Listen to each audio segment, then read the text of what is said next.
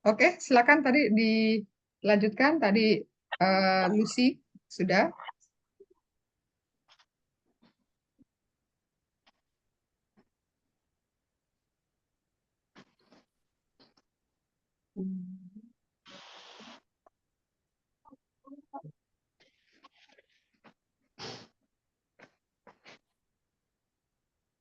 Ada lagi atau mau lanjut?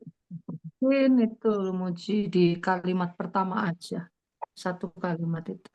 Kasih itu kemudian menjadi pelayanan di dalam komunitas. Maksudnya mungkin maksudnya kasih itu menjadi pondasi atau menjadi metode atau menjadi cara untuk melayani di dalam komunitas. Oke.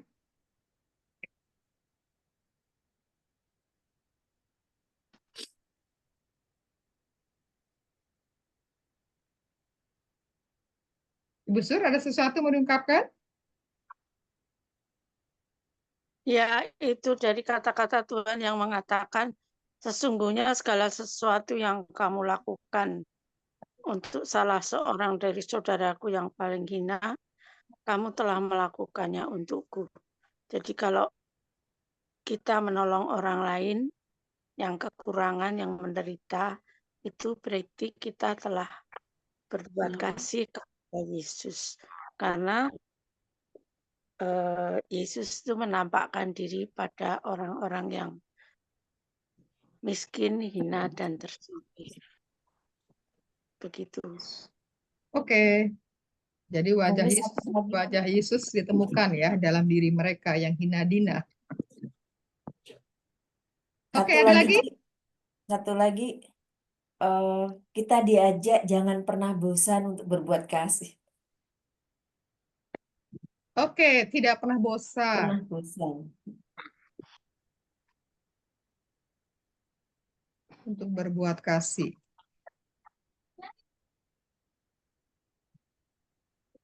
Seperti Paus juga tidak bosan untuk mengingatkan. Oke, ada lagi? Susi, ada sesuatu atau mau kita lewat?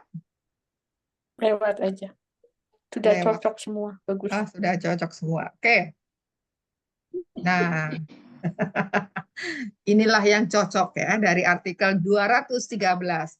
Bahwa kasih kepada sesama harus diwujudkan dalam pelayanan konkret di dalam komunitas, terutama bagi mereka yang miskin dan terpinggirkan.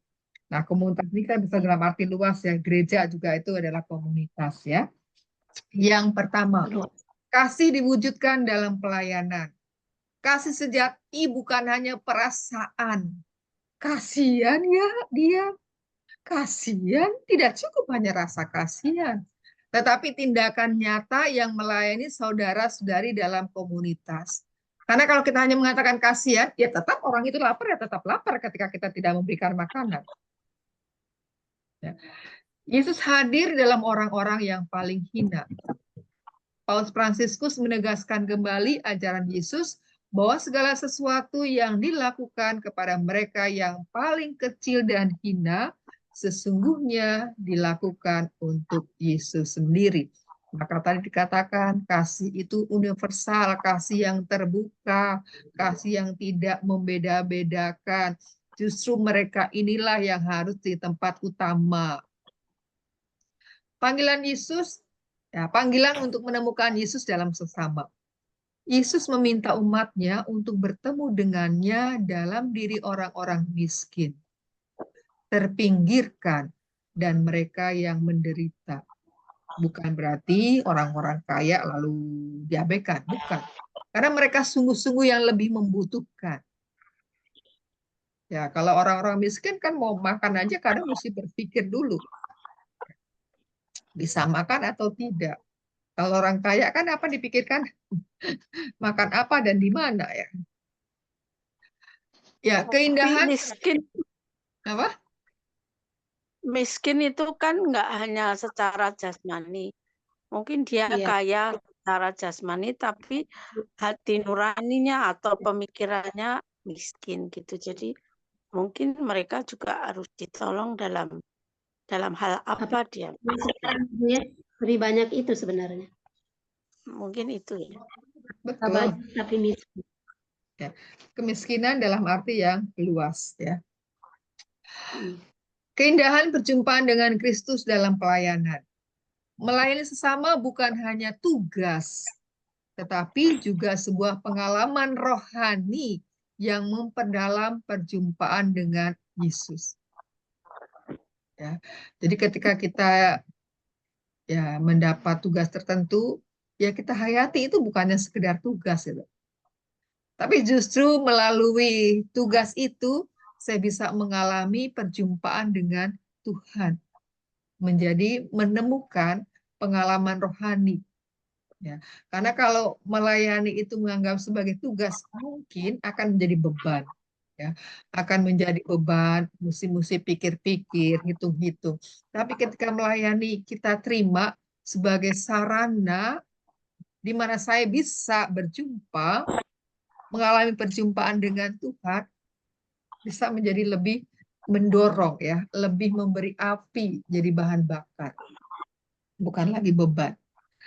Nah, maka pesan utama dari bagian ini adalah bahwa kasih kepada Yesus harus tercermin dalam kepedulian terhadap mereka yang membutuhkan. Karena di dalam diri merekalah kita bertemu dengan Kristus sendiri. Ini kan juga yang dihayati oleh Suster Teresa dari Kalkuta. Ketika ia melayani orang-orang di jalan, orang-orang miskin, siapapun dia, ya itulah Kristus.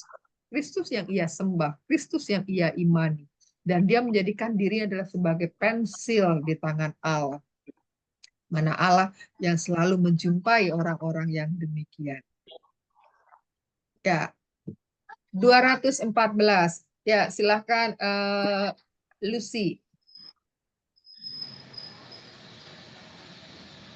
Jika kita peduli untuk membantu orang lain, ini sama sekali tidak berarti bahwa kita berpaling dari Yesus.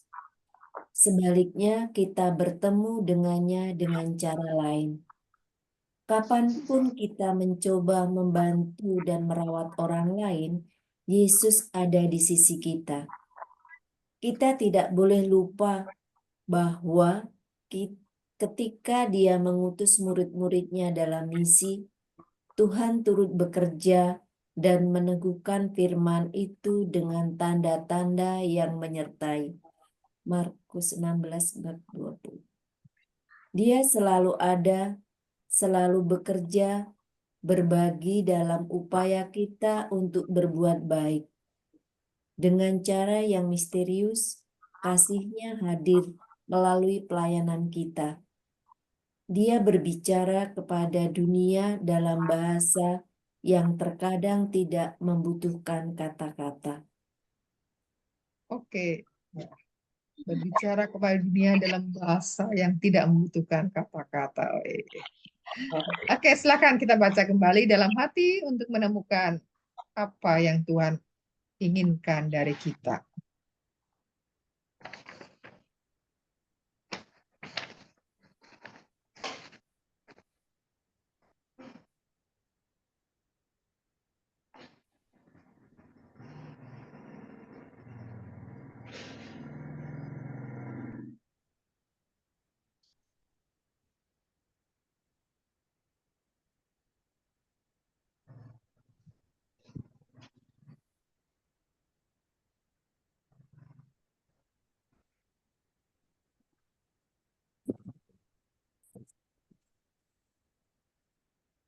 Oke, siapa yang akan memulai?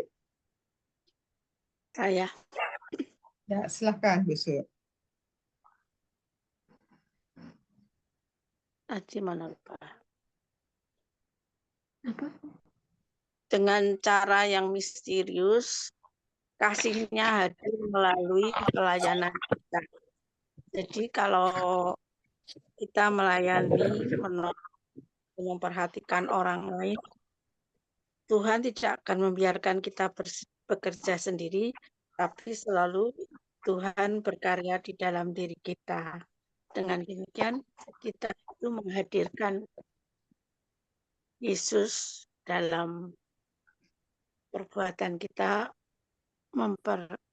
menolong atau berbagi kasih kepada sesama. Demikian. Oke, terima kasih. Iya kan kalau dipikir-pikir kita dengar ada apa bencana alam di sana. Lalu kita tergerak untuk membantu. Ya kalau dipikir-pikir siapa sih mereka? Kita nggak kenal mereka. Saudara juga bukan gitu kan pikiran manusiawi kita. Tapi kita kok tergerak gitu. Nah itulah cara Kristus itu menggerakkan hati kan dengan cara yang misterius.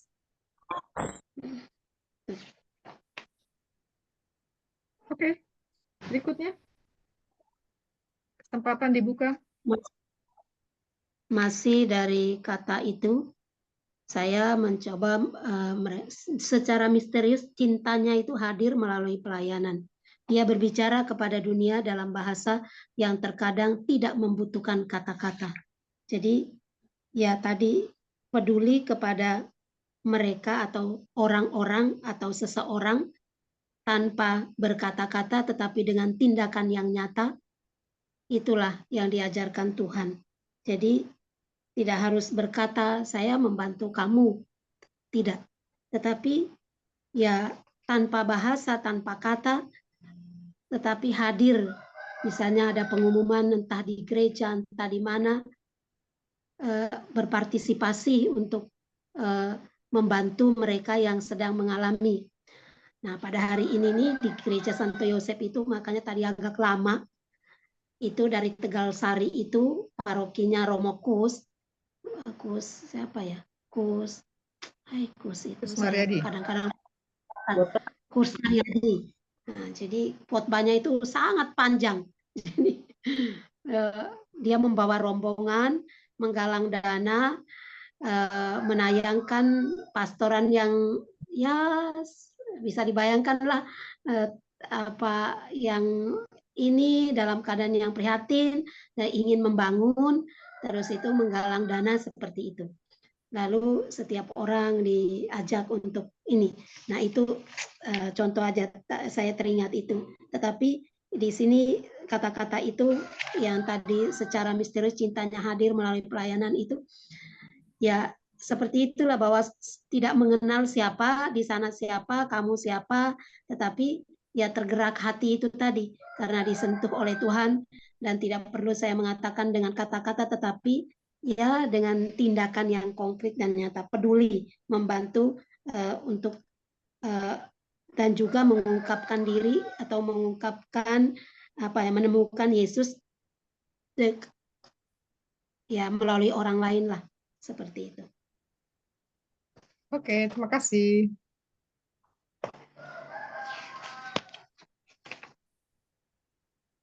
Ada lagi?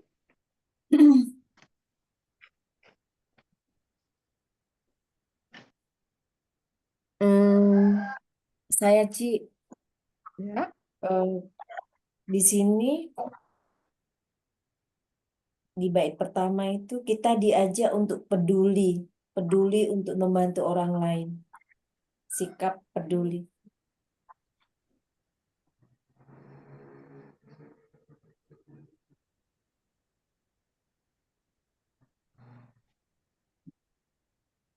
Terima.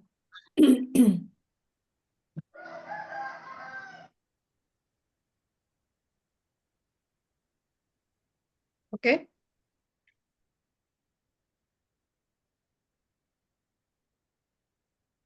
Duduk, Susi.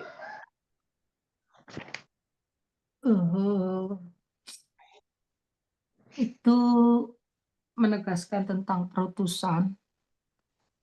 Sama seperti ketika Yesus mengutus 70 murid kan suruh bawa berangkat dua-dua.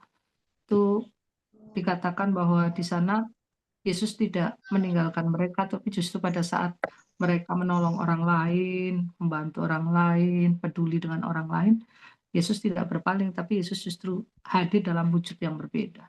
Sih, kelihatannya itu dari kalimat Markus.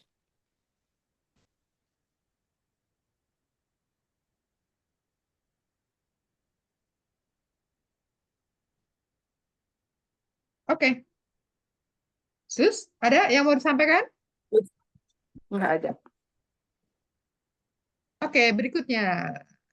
Nah, ini dia apa yang menjadi inti dari artikel 214. Bahwa intinya melayani orang lain bukanlah tindakan yang menjauhkan kita dari Yesus, tetapi justru menjadi cara untuk bertemu dengannya dan mengalami kasih-Nya secara nyata. Poin pertama, melayani sesama adalah perjumpaan dengan Yesus. Ketika kita membantu dan merawat orang lain, Yesus hadir bersama kita. Yesus selalu menyertai kita dalam pelayanan. Seperti ketika Dia mengutus murid-muridnya, Yesus tidak meninggalkan kita, tetapi bekerja sama dengan kita dan meneguhkan perbuatan baik yang kita lakukan. Yang ketiga, kasih Yesus hadir dalam tindakan, bukan hanya kata-kata. Pelayanan kepada sesama adalah salah satu bentuk pewartaan Injil, di mana kasih Kristus dinyatakan, bukan hanya melalui kata-kata, tetapi juga melalui perbuatan nyata. Ya, kata-kata penting, tetapi tidak cukup. Ya, kata-kata penting harus terwujud dalam perbuatan yang nyata, konkret, dapat dirasa. Tindakan kasih sebagai bahasa universal. Kasih Tuhan dapat berbicara kepada dunia bahkan tanpa kata-kata, melalui kebaikan dan pelayanan kita kepada sesama. Coba kalau kita ketemu orang yang kita tidak kenal, kita kasih senyum, gimana? Maka orang itu tersenyum dan sepertinya kita merasa fine gitu ya. Tetapi kita ketika melihat orang udah kelihatannya kok jutek, anjir, lalu kita juga pasang sikap yang demikian, kita rasa nggak enak gitu kan, rasa canggung gitu kan. Tapi kita dalam kerumunan orang, kita tidak kenal, kita sambil senyum, tunduk, orang itu juga akhirnya tercipta ya iklim yang iklim yang cair gitu ya, tidak canggung lagi. Ya itu kasihlah bahasa universal ya kan. Ya kita membahasakan bahasa Tarsan. Ketika gimana ini keluar negeri nggak ngerti bahasanya ya kan. Ternyata dengan gerakan orang-orang bisa juga menangkap ya. Kasih Tuhan dapat berbicara kepada dunia bahkan tanpa kata-kata tadi ya, melalui kebaikan dan pelayanan kita kepada sesama, melalui senyuman saja ya. Tepukan di bahu, jabat tangan ya. Nah, pesan utama dari bagian ini adalah bahwa dalam setiap tindakan kasih, kita tidak hanya membantu orang lain, tetapi juga mengalami kehadiran Yesus yang bekerja bersama kita, meneguhkan iman kita, dan menyatakan kasih-Nya kepada dunia. Betapa luar biasa ya. Tindakan kasih yang kecil aja sudah membantu kita untuk mengalami bahwa Yesus hadir, Yesus bekerja bersama kita, Dia meneguhkan kita, dan menjadi tanda kasih-Nya kepada dunia. Karena orang bisa melihat perbuatan baik yang kita lakukan. Jadi perbuatan baik jangan disembunyikan, walaupun bukan dengan maksud juga dipamer-pamerkan ya. Karena kan seperti mungkin pernah lihat video itu yang kebaikan berantai, ya kan? Kebaikan berantai. Satu orang mengalami kebaikan, dia lakukan kepada orang lain, lakukan kepada orang lain. Itu karena orang melihat, ya. Jadi perbuatan baik juga perlu diperlihatkan, tapi bukan dengan maksud untuk pamer, ya supaya orang bisa melihat bahwa Allah bekerja melalui kita. Ya, 215. Ya, Ludo. Oh ya, bentar. Panjang ini. Yesus memanggilmu dan mengutusmu untuk menyebarkan kebaikan di dunia kita. Panggilannya adalah panggilan pelayanan, panggilan untuk berbuat baik. mungkin sebagai dokter, ibu, guru, atau imam. Dimanapun kau berada, engkau dapat mendengar panggilannya dan menyadari bahwa Dia mengutusmu untuk melaksanakan misi itu.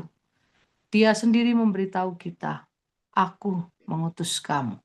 Dari Lukas bab 10 ayat 3. Itu adalah bagian dari menjadi temannya.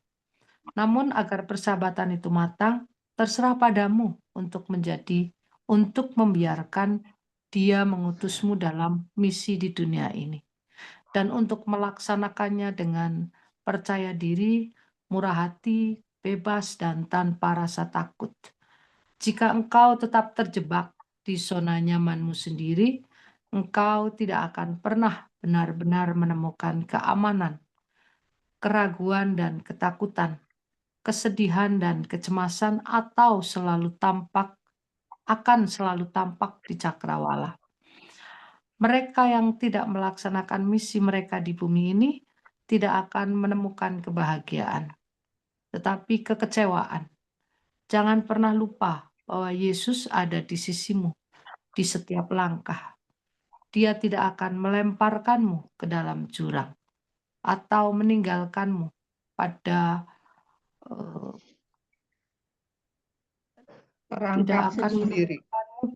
perangkatmu sendiri. Dia akan selalu ada untuk mendorong dan menemanimu. Dia telah berjanji dan Dia akan melakukannya. Dan ketahuilah, aku menyertai kamu senantiasa sampai kepada akhir zaman. Matius 28. Ya, kita baca ulang lagi. Terus hal apa yang menggugah batin kita? Berdasarkan artikel nomor 215 ini.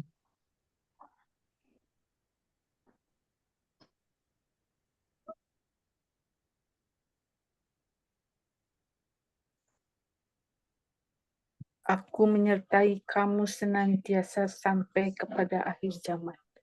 Jadi setialah pada Yesus karena sampai akhir zaman. Amin. Itulah intinya. Tadi ya. Ya intinya itu di situ kok semua orang. Aku juga sudah kurungin intinya di situ.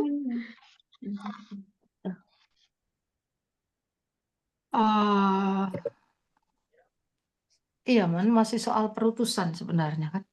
Iya. Makanya Misi. kata kuncinya di bawah. Tetapi cuma diingatkan di situ bahwa ketika kita diutus kita harus tahu misi kita. Mau misi kita jadi guru, mau misi kita jadi imam, mau misi kita dokter atau ibu rumah tangga atau apapun, kita tahu misi kita maka kita melakukan itu di situ dengan penuh cinta. Maka kita tidak akan lelah karena kita bersama dengan Dia. Dikatakan bahwa Dia adalah sahabat kita. Maka dalam perutusan itu Dia pasti akan bersama kita. Itu kayaknya. Jadi supaya kita dalam melaksanakan itu, Dia mengutusmu dalam misi di dunia dan melaksanakannya dengan percaya diri, murah hati, bebas, dan tanpa rasa takut. Bebas dan tanpa rasa takut kita melakukan misi kita. Karena kita tahu kita diutus. Dan kita tahu tugas perutusan kita. Tugas panggilan kita bukan soal kita selibat, tetapi tugas kita di dunia itu apa? Untuk melayani orang-orang di sekitar kita yang dipercayakan pada kita. Itu saya kira. Oke, terima kasih. Tambahan sedikit tadi intinya sudah dibawa. Saya juga sudah kurungin inti itu. Janji Dia akan menepatinya sebab aku menyertai kamu itu sudah. Tapi ada satu poin lagi. Tadi juga sudah disinggung sama Ludo mengenai misi panggilan sebagai apapun. Dan saya punya kata inti juga bahwa artinya misi ini saya yakin bahwa Yesus selalu hadir dan selalu menyertai. Maka jangan pernah lupa bahwa Yesus ada di sisi Anda dalam setiap langkah Anda. Dia tidak akan melemparkanmu ke jurang yang dalam atau membiarkanmu sendiri. Itu terjemahanku sendirilah. Itulah. Tapi Dia akan selalu memberi semangat. Nah, itu saya yakin bahwa selama perjalanan hidup menjalani misi apapun itu, sesadar-sadarnya itu Tuhan itu tidak pernah melemparkan kita ke atau saya ke jurang atau apa. Walaupun itu terpuruk, tetapi dengan cara itulah Allah mengangkat seseorang seperti itu. Jadi saya yakin baik itu Tuhan Allah punya cara bagi kita masing-masing untuk melakukan misi itu. Dan setialah seperti yang dikatakan tadi, karena Dia menyertailah sampai akhir zaman itu tadi. Oke. Rasakan dengan jelas bahwa misinya adalah misi Yesus ya, bukan misiku. Ya, misi Misi Yesus betul, tentu misi saja, tapi pembawa kita Yesus. tangannya maksudnya. Kita tangan Oke. dia. Ada lagi, Bu Sur? Misi yang universal.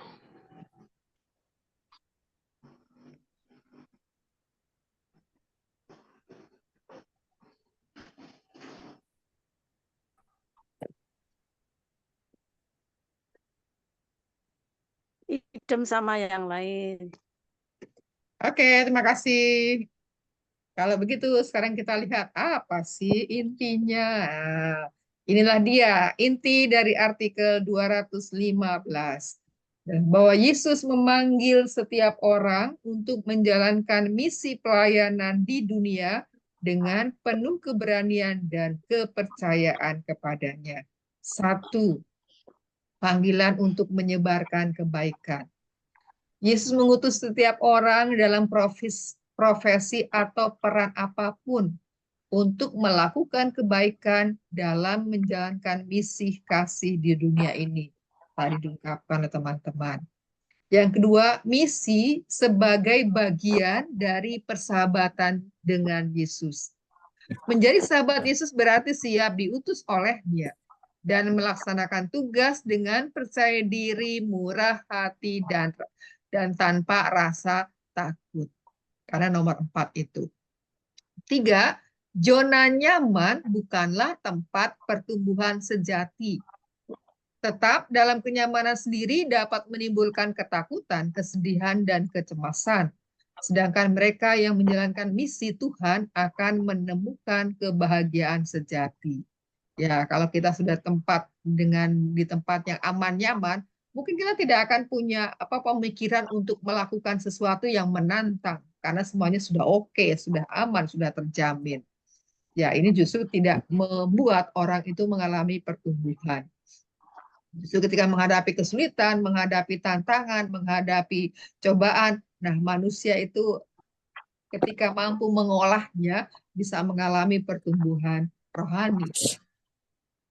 4. Yesus selalu menyertai setiap langkah kita. Dia tidak akan meninggalkan kita sendirian, melainkan akan selalu mendampingi, menguatkan, dan memberikan keberanian dalam setiap langkah pelayanan kita.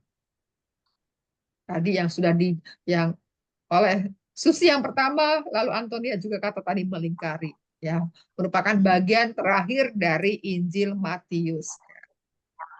Janji jaminan bahwa Yesus tidak pernah meninggalkan kita.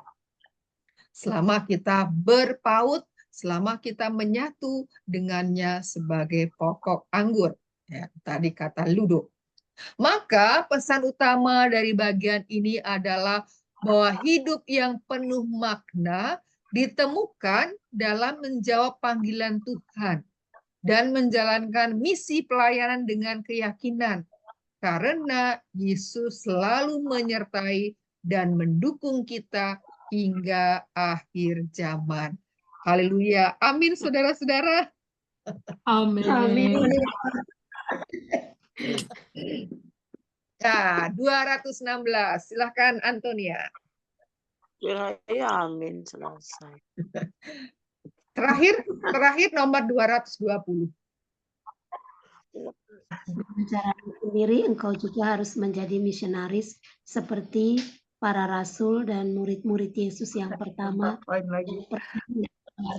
Kasih Allah untuk memberitahu orang lain bahwa Kristus hidup dan layak untuk dikenal.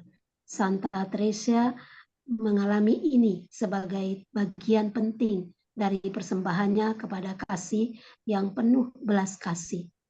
Aku ingin memberi kekasihku minum, dan aku merasa diriku dimakan oleh dahaga akan jiwa. Itu juga misimu. Kita masing-masing harus melaksanakannya dengan caranya sendiri. Engkau akan mengetahui bagaimana engkau dapat menjadi misionaris. Yesus tidak pantas mendapatkan yang kurang. Jika engkau menerima tantangan itu, Dia akan menerangi, menemanimu, dan menguatkanmu. Dan engkau akan memiliki pengalaman yang memperkaya yang akan memberimu banyak kebahagiaan. Tidak penting apakah engkau melihat hasil langsung, serahkan itu kepada Tuhan yang bekerja dalam rahasia hati kita. Teruslah mengalami sukacita yang lahir dari upaya kita untuk berbagi kasih Kristus dengan orang lain. Oke, terima kasih. Silakan. Kita baca ulang.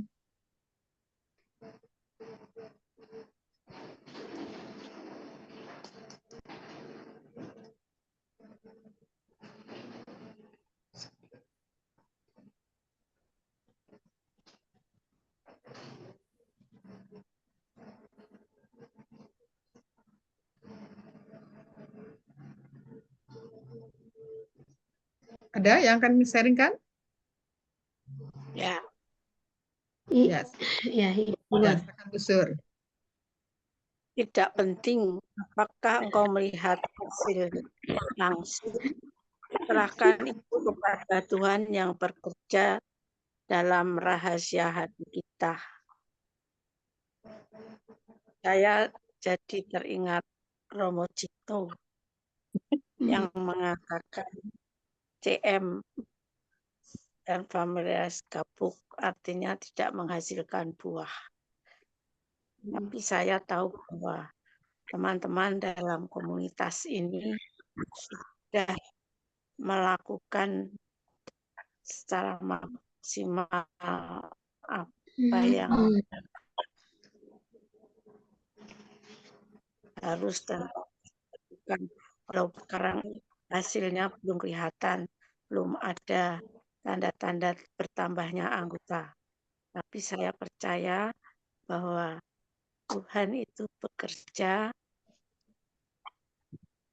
bersama kita di dalam kita berbagi kasih kepada sesama di sekitar kita dengan cara kita masing-masing. Itu yang teringat dalam pikiran saya. Oke, terima kasih. Saya ini menambahi dari Ibu Sur itu. Ibu Sur mengingatkan akan kata-kata Romo Cito. Ya, saya juga tuh tadi terlintas dengan wajah Romo Cito yang tiba-tiba lewat gitu. Yang soal apa berulang kali, berkali-kali, tidak hanya lewat WA, tapi dia kadang datang sendiri dan mengatakan itu. Saya ini butuh cucung, katanya gitu. Saya itu diulang-ulangi kata itu, gitu. Saya ini butuh cucung, katanya, gitu. Nah, lalu saya juga di situ ada kalimat tidak masalah jika Anda dapat melihat hasil, serahkan ini kepada Tuhan. Ya benar. Sudah berupaya, sudah bekerja, dan ya sudah mengupayakan segalalah. Saya kadang itu sampai menulis di komunitas apalagi yang hadir di situ aku, gitu kan? Karena kalau pastoral kehadiran di paroki itu hampir semua komunitas. Jadi sudah hadir situ, sudah berupaya bercerita, sudah komunitas yang paling kecil itu sampai komunitas misa jam 12. Itu pun waktu itu almarhum Frans de Sales masih ada itu, saya bilang kamu harus berdiri di depan dan kamu harus memperkenalkan tarekatmu gitu. Jadi saya itu ya saya pada waktu itu dengan orang-orang banyak sekali dengan kesibukan entah dagang entah apapun itu, tapi pada jam 12 itu, sebelum jam 12 itu mereka kumpul di di bawah itu aula Komses belakang Hati Kudus itu, dan sangat banyak, dan di situ saya hadir di situ. Saya juga waktu itu tidak diajak orang. Romo Frans juga tidak mengajak, bilang kamu harus ikut misa juga enggak. Dia hanya share bahwa ada misa jam 12. Berhentilah dari kesibukan dan mari kita berkumpul di situ.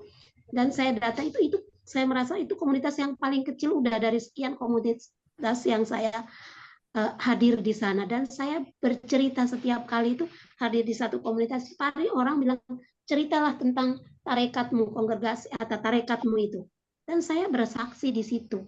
Tapi ya itu tadi, setelah bercerita ya saya berdoa dan saya menyerahkan kepada Tuhan. Artinya ada, bukan tinggal diam, bukan tidak apa. Saya percaya kita masing-masing juga punya cara sendiri untuk bercerita tentang cara hidup kita, tentang tarekat ini, tentang apa yang kita hidupi. Nah, sekarang kita biarkan, percayakan kepada Allah dan tetap berusaha seperti itu kan, jangan berhenti menjalani sukacita, mencoba mengkomunikasikan kasih Kristus kepada orang lain. Kita udah coba itu. Nah, sekarang saya kadang itu sedang Tuhan sudah berupaya mungkin sebanyak-banyaknya, walaupun tidak sebanyak yang Tuhan tapi kami sudah berupaya, kami perserahkan kepada Tuhan lah, gitu apa yang terjadi. Udah diminta cucu nggak punya cucu gitu. Jadi saya pikir poin ini ya, ini rahasia Tuhan, bekerjalah dalam rahasia Tuhan, rahasia Allah sendiri, janganlah berhenti menjalani, mengkomunikasikan terus-menerus kepada di komunitas saya ini, di komunitas rumah belajar ini, kami mengintensifkan itu, meminta ada hari khusus, meminta untuk panggilan untuk CM, gitu. Mau apa lagi, kita sudah saya pernah bilang sama Beni, kamu tuh doa itu sampai menjebol langit, jadi berdoalah. Kalau kami itu mungkin Tuhan masih di bawah-bawah, tapi kalau saya bilang sama Beni, mintalah, kamu punya doa itu menjebol langit, jadi doalah untuk kami.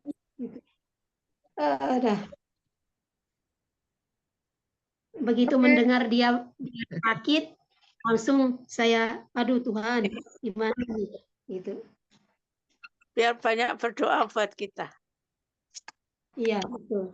Kemarin teman saya yang di Pekanbaru, yang teman datingan saya di Caritas itu, dia bekerja di rumah sakit itu, dan dia mengirim berita bahwa sekarang dia sudah bangun, duduk, dan teman saya itu, Laura itu datang ke sana dan ceritalah bersama dia itu, ini mengingatkan waktu zaman dia mendampingi kami di Postulan Novis itu. Dia sudah duduk dan dikirim foto itu, Romo sudah duduk, hanya di bagian yang dia stroke itu tidak, masih pelan-pelan, tidak bergerak normal lah, seperti itu. Di Pekanbaru? Iya. Oh. Di masa. Jadi stroke bagian mananya? Kiri ya, Po? Ke kanan kayaknya kemarin itu. Ya, karena dia agak ke itu. Jadi seperti itu. Tapi dia sudah bisa bangun, dia sudah bisa duduk, dan wajah dia itu, mulutnya tidak terlalu itu lagi sih, tidak apa. Hanya dia senyum saja, tidak bicara seperti itu, tidak bikin kata Laura sih, ya dia kelihatannya tidak seperti awal-awal katanya gitu. Syukurlah. Ya, kita bawa doa, dalam doa terus. Oke, yang lainnya ada?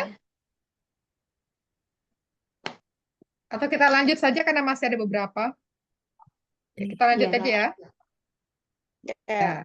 Dan ini isi dari artikel 216, bahwa panggilan untuk menjadi misionaris dalam kehidupan sehari-hari adalah dengan mewartakan kasih Kristus kepada orang lain. Nah, setiap orang dipanggil menjadi misionaris. Seperti para rasul dan murid pertama Yesus, kita juga diutus untuk menyebarkan kasih Allah dan memberitahu dunia bahwa Kristus itu hidup. Jadi panggilan setiap orang yang dibaptis adalah menjadi misionaris, menjadi pewarta Injil. Lalu inspirasi dari Santa Teresia, ini Teresia dari kanak-kanak Yesus. Ia memiliki semangat besar untuk membawa jiwa kepada Kristus, yang menunjukkan bahwa misi ini lahir dari kasih dan belas kasih kepada sesama. Ya kan, Santa Teresia yang kita tahu dia adalah seorang pelindung karya misi, walaupun dia sendiri tidak pernah pergi ke tanah misi. Tapi karena hati, jiwa, pikirannya itu terlibat dalam karya misioner gereja. Yang ketiga adalah menjalankan misi dengan cara unik masing-masing. Tidak semua orang dipanggil dengan cara yang sama, tetapi setiap orang harus menemukan bagaimana mereka bisa menjadi misionaris dalam kehidupan mereka. Tadi dengan profesi panggilan kita yang berbeda-beda, bahwa setiap orang ya punya caranya sendiri-sendiri. Hanya yang terpenting adalah bagaimana bisa menjadi misionaris dalam kehidupan setiap hari. Yang keempat, percaya bahwa Tuhan menyertai dan memperkaya hidup kita. Meskipun kita tidak selalu melihat hasil langsung, ya, Tuhan bekerja dalam hati setiap orang. Sukacita sejati lahir dari usaha kita berbagi kasih, ya, berbagi kasih Kristus. Ya. Jadi ketika kita berbuat kebaikan tertentu, jangan pikirkan hasil. Ya. Hasil itu biarlah Tuhan yang memberikan. Karena kalau kita mengharapkan melihat hasil, maka bisa jadi kecewa. Karena kadang ada suatu tindakan yang hasilnya tidak serta-merta bisa dilihat, yang membutuhkan waktu. Nah, kalau kita mengharapkan bisa melihat hasil, ya kekecewaanlah yang akan kita alami. Nah, pesan utama dari bagian ini adalah bahwa menjadi misionaris bukan hanya tugas para imam atau biarawan, tetapi setiap orang memiliki cara unik untuk menyebarkan kasih Kristus dalam hidupnya. Dan Tuhan akan selalu membimbing serta menguatkan dalam perjalanan ini. Ya, jadi tugas semua orang. Nah, terakhir ya, tiba bagian terakhir. Ya, silakan. Tadi siapa baca? Ya, sekarang Susi.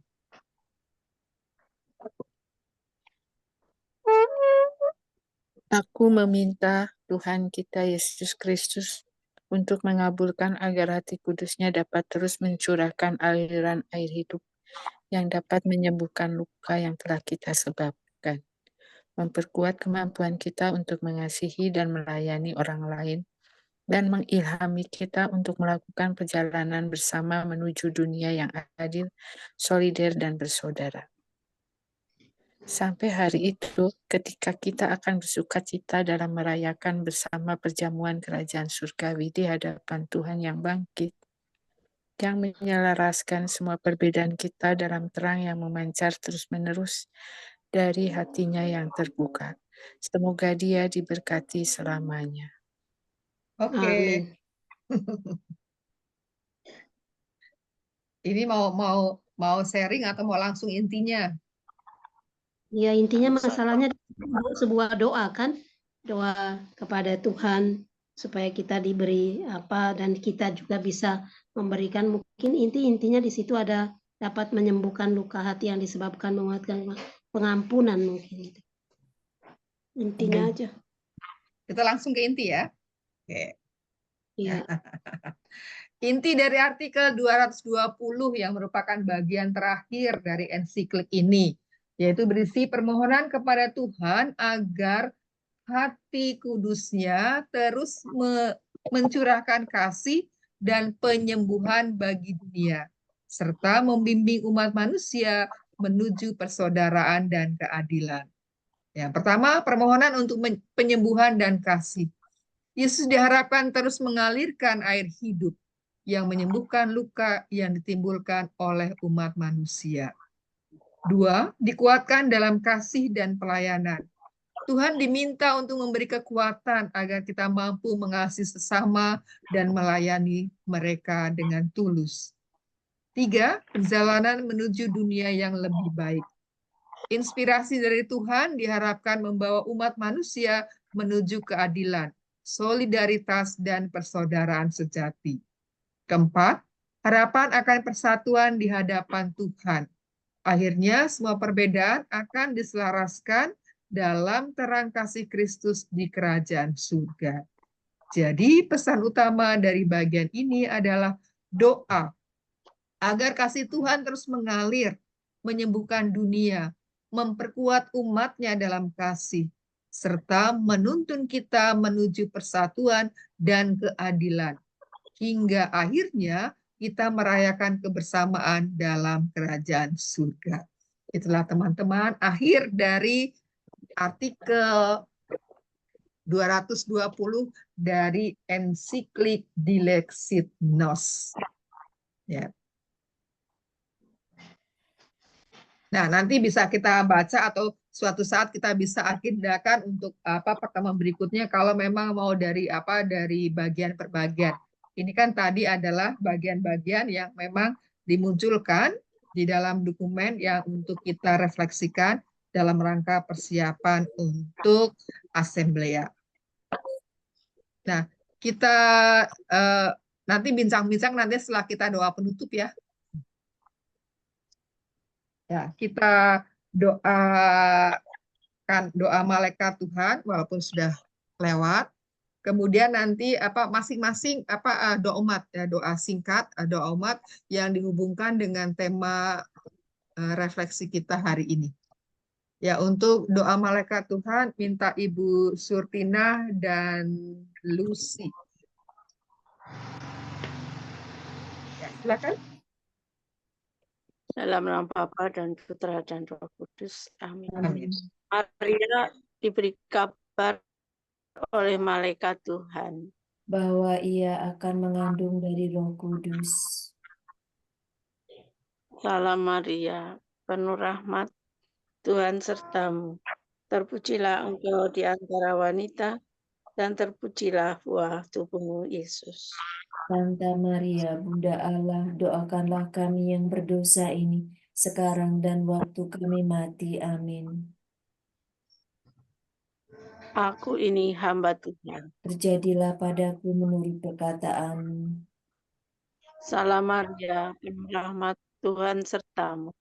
Terpujilah engkau di antara wanita, dan terpujilah buah tubuhmu, Yesus.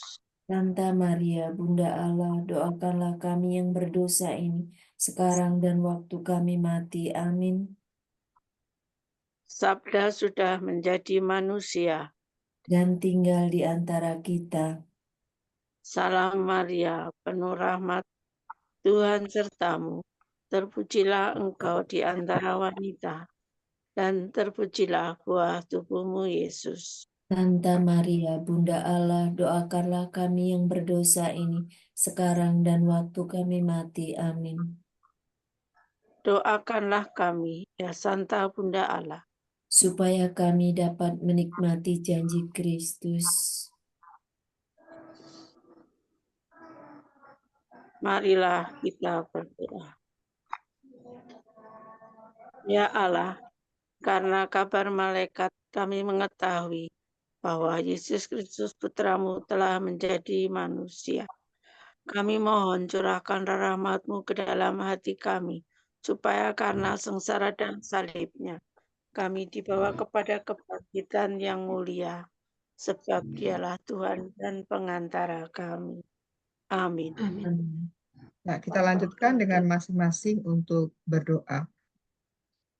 Tuhan Allah yang Maha Baik, terima kasih bahwa Engkau mencintai kami dengan cara-Mu sendiri yang terkadang kami belum mampu untuk menangkapnya. Maka didiklah hati kami agar kami juga memiliki hati seperti hati-Mu yang penuh belas kasih. Sehingga dalam kehidupan kami sehari-hari, kami dapat mewujudkan kasih itu dalam tindakan yang nyata, konkret, yang dapat dirasakan, dialami oleh saudara-saudara kami yang membutuhkan. Kami mohon. Kabulkanlah ya Tuhan. Allah yang Maha Baik, kami bersyukur kepadamu atas segala rahmat dan nikmat yang boleh kami terima dari kemurahan kasih-Mu. Kami berdoa perkembangan komunitas CM di Indonesia ini Kiranya Engkau mengindahkan doa-doa kami ya Tuhan. Kami memohon kepadamu agar Engkau mengetuk hati setiap anak-anak muda, kaum remaja, orang-orang muda, perempuan, agar mereka membuka hati untuk mau menjawab panggilan-Mu, baik itu hidup religius maupun hidup dalam tarekat sekular, yaitu Kompania Missionaria. Kami berharap kepada kasih setia-Mu ya Tuhan, kiranya Engkau senantiasa membuka hati mereka yang berniat baik untuk tidak hanya mengetahui, tidak hanya mencari tahu, tetapi juga mengetuk hati mereka untuk benar-benar terpanggil untuk boleh berziarah bersama Engkau melalui tarekat sekular, yaitu Kompania Missionaria, untuk mewartakan kasih-Mu di dunia ini, mengkomunikasikan kasih Kristus, kasih Allah itu sendiri kepada orang-orang lain di tengah dunia. Kami mohon. Kabulkanlah doa kami ya Tuhan.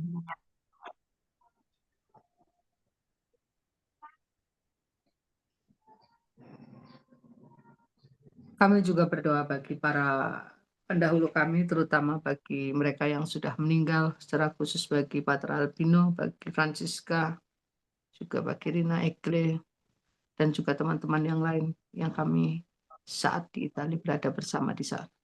Semoga mereka mendapatkan kebahagiaan kekal bersama Engkau di surga. Dan kami juga berdoa bagi rekan-rekan CM yang masih lansia dan masih hidup. Semoga mereka menikmati masa senja dengan bahagia, terutama di dalam komunitas maupun di dalam keluarga-keluarga mereka. Dan secara khusus kami juga berdoa bagi Romo Warjito, semoga Engkau memberikan jamahannya dan Romo Warjito boleh mengalami kesembuhan sehingga boleh melaksanakan misinya sebagai SJ lansia yang bisa memberikan doa-doanya bagi kami semua. Kami mohon. Kabulkanlah doa kami ya Tuhan. Tuhan Bapa yang Maha Kasih, kami mohon rahmat-Mu. Tumbuhkanlah selalu semangat kami dalam membagi kasih, menabur benih-benih kasih di dalam komunitas dan masyarakat di sekeliling kami. Semoga apa yang kami tabur pada saatnya nanti Kau tumbuhkan dan dapat menghasilkan buah yang diharapkan. Kami mohon. Kabulkanlah doa kami ya Tuhan. Bapa di surga, berilah kami kesetiaan yang lebih banyak lagi dengan melihat betapa kesulitan kami mendapatkan anggota baru. Sekali lagi Bapa, berilah kasih dan kesetiaan kepada kami. Kami mohon. Kabulkanlah doa kami ya Tuhan. Allah Bapa yang penuh kasih, kami mengucapkan syukur dan berterima kasih untuk rahmat-Mu pada rekoleksi kita pada siang hari ini. Terima kasih Tuhan boleh mengalami, boleh mendengarkan, boleh merasakan apa yang kami rasakan dalam pertemuan ini, semakin menguatkan kami, semakin membuka mata hati kami untuk selalu berbagi kasih, untuk mengasihi satu sama lain. Tuhan, jadikanlah hati kami seperti hati-Mu. Kami mohon. Kabulkanlah doa kami ya Tuhan. Ya Bapa yang Maha Baik, kami persembahkan hidup kami, komunitas kami, tarekat kami ke dalam penyelenggaraan ilahi-Mu.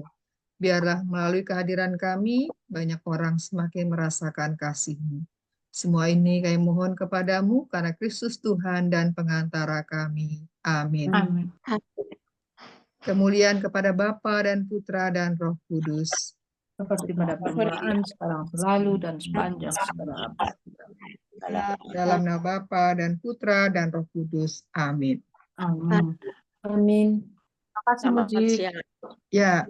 Nah, sekarang Kasih. direncanakan kapan yang mau refleksi bersama itu? Maksudnya, Kata lanjut hari ini nggak jadi. Enggak. Maksudnya bukan sesudah hari ini, maksudnya bukan sesudah ini, tapi hari setelah rekoleksi ini. Kalau hari ini kepanjangan deh.